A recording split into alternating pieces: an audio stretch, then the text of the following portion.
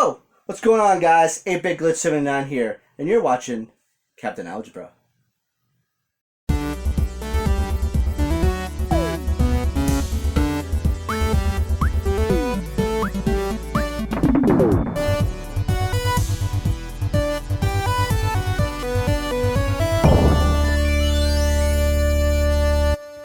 Hey everybody, Captain Algebra here, and I'm back with another $100 video game challenge. So first time we did the NES, which was started by Mega Dan, but then he did a bunch of other consoles as well, so I figured I would do that too. And I figured next, we're gonna go with the Sega Genesis. You all know I love the Sega Genesis, as you could tell from the Genesis wall behind me, as I'm going for a complete collection. And I figured it'd be fun to do that next after the NES. Now, all of these prices came from October 11th. So it was, a week and a half ago, whatever it is, when I released this video. So things could have changed, but at that time, all this came to under $100. So let's get started. The first one, again, these are all based on loose prices, came in at $8.97, WWF Royal Rumble. So the reason I put this on there is because this was the first good wrestling game I ever played. I grew up with WWF WrestleMania on the NES, and for those of you who have played that game, you know it is terrible. And so one time I went to the video game rental store and I saw WWF Royal Rumble. I was a huge WWF fan back in the day, and I rented it and I loved it. It was so much fun. Part of the problem was, though, it came with a partial manual. Some of the pages were missing, so I didn't know how to do all the special moves. So once I actually got the complete in box version, I learned how to do the moves. It even became even cooler. Especially for some reason, I love doing IRS's write-off. That was just such a cool maneuver to pull. But anyways, it's nothing special. You can do like one-on-one matches, you can do tag team, but the big draw is obviously the Royal Rumble, where you face off everybody in the game. So it's not 30 entrants like in a typical Royal Rumble match, but it's fun, and because anything goes in the Royal Rumble match, right? You can eye gouge, you can choke them, which is a really good strategy. You just choke, and then finally they're really worn out. You can throw them out of the ring pretty easily. So Royal Rumble's pretty easy to win. But in like regular matches, if you use a steel chair, you get disqualified, but you can purposely knock the ref out and then use a steel chair, which is a lot of fun. So it is not a great game by any means, but it has a lot of nostalgia for me. And like I said, it was the first good wrestling game I ever played. Next up, this one came at $8.99. Sonic the Hedgehog 2. So I was fortunate to grow up. I had Sonic 1, 2, and 3 and Knuckles growing up. I never had Sonic 3D Blast. And Sonic 2 was always my favorite. I think I liked the music in Sonic 1 better, but I just thought Sonic 2 was such an improvement over Sonic 1. It was cool how you could actually crouch down and then charge up your spin to help get yourself up ramps, which you couldn't do that in the first Sonic game.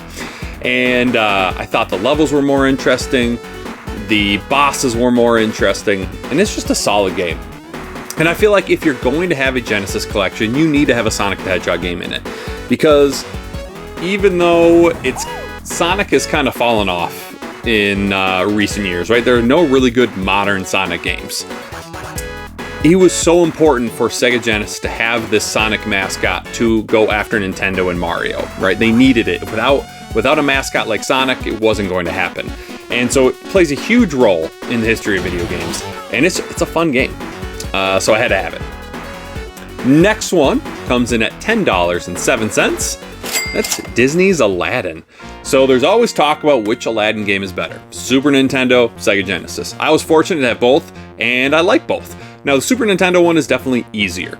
So that could play a part in people liking that game more. But I feel like generally most people say they like the Sega Genesis version better. I don't know why. Maybe it's because Aladdin has a sword, which doesn't make sense because he really doesn't use a sword much in the movie. And some people really like to claim that video games have to follow the source material perfectly, hence the reason people don't like Back to the Future. But that's a different story for a different day. This plays really well. Good music, good levels. I feel like I like the level designs in the Super Nintendo game better, especially like the Genie levels. But this one's fun, and I could not beat it as a kid. Not that I tried super hard. I was one of the kids that I would play a game, and then when I lost, I would just go on to another game. I didn't like sit at it and try and beat it. And so it's not that hard of a game, but it is harder than the Super Nintendo version. But now I can beat it every time I play it. But it's a fun game and definitely worth checking out. Next, coming in at $12.62, we've got Mighty Morphin Power Rangers, the movie. You know how much I love my beat 'em ups. Beat 'em ups are my favorite genre of video games, and this is probably the best Power Ranger beat 'em up there is. The Super Nintendo game is fantastic. They're regular Mighty Morphin Power Rangers. But then the Mighty Morphin Power Rangers on the Genesis is a fighting game. You guys know I hate fighting games. And then Mighty Morphin Power Rangers, the movie on the Super Nintendo is okay, but it seems weird. It doesn't play that well. This one plays very well. And the music is fantastic. Like I talk about how the Genesis generally doesn't have as good of a sound chip as the Super Nintendo. I thought the sound on this game was fantastic.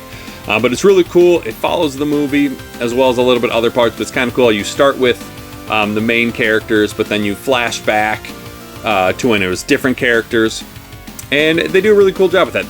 The boss fights with the Zords are fantastic. You can choose between the Megazord or the White Tiger Zord, which is cool. You can even be the Falcon, which is awesome.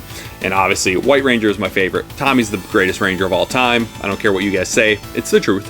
And so I was always the White Ranger. But yeah, it's super fun and pretty solid beat 'em up.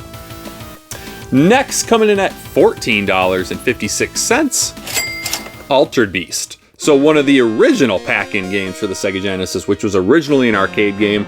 This game is short. It is pretty easy, but God, I love this game. I think when I recorded footage for this, I beat it, and I want to say it took 10 minutes. I think I beat the game in 10 minutes. It was either 10 or 15, I can't remember. I think it was 10. Because if you go and you know where the blue wolves are to get the power-ups, and you get them quickly in the beginning level, and then all the bosses can be defeated pretty quickly if you know the strategy. And so I was very surprised how quickly you could beat that game. But it's just so iconic. It's one of those games that I grew up with. It's probably one of the first games I played on the Sega Genesis.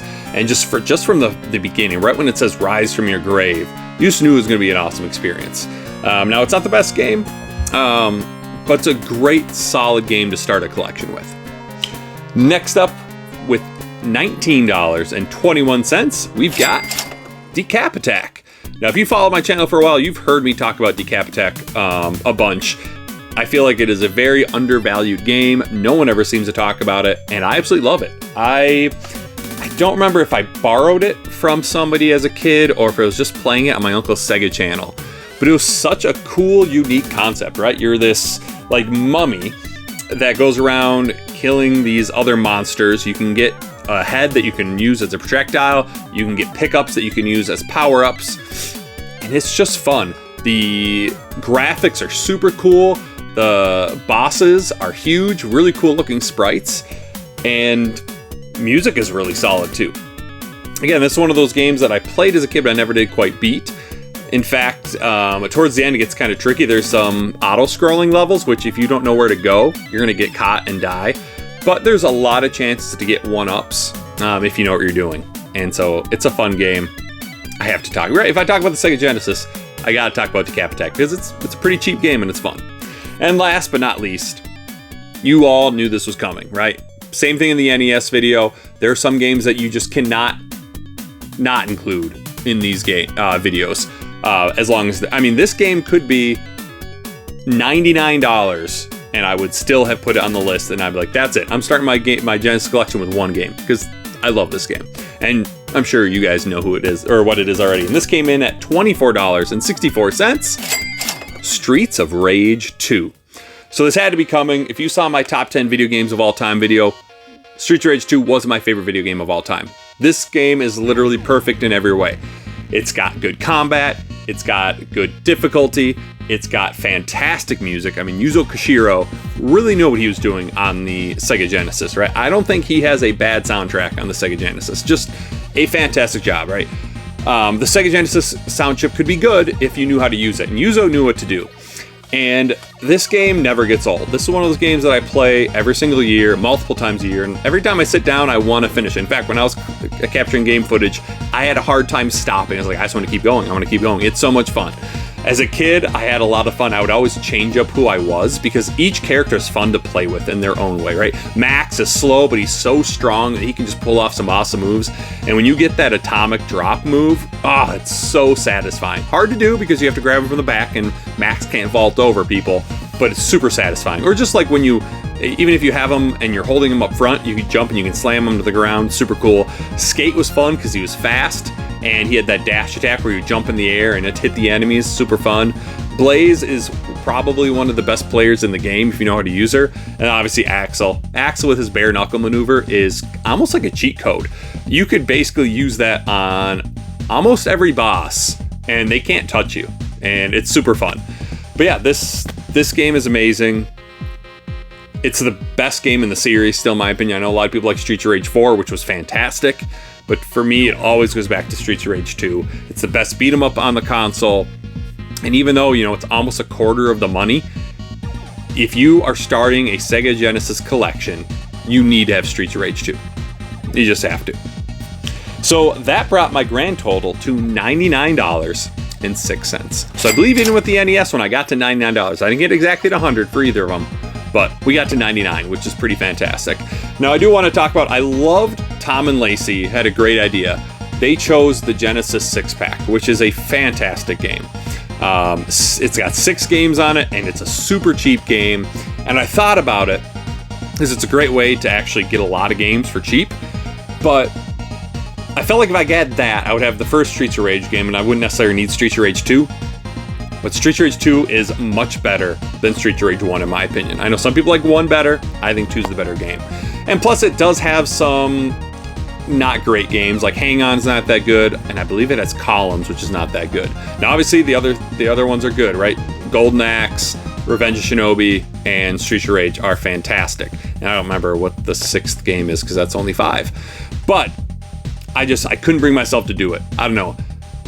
Not that it's not cheating, right? I don't know. I kind of want to go like one-off games. But if you guys chose the just said Genesis 6-pack, it'd be a great idea to start a collection with that. So there you go. Let me know what you thought. If you have not made a Sega Genesis video for a $100 challenge, I suggest you do, because it's a great console. So thanks so much for watching, everybody. Till next time, this is Captain Algebra, signing off.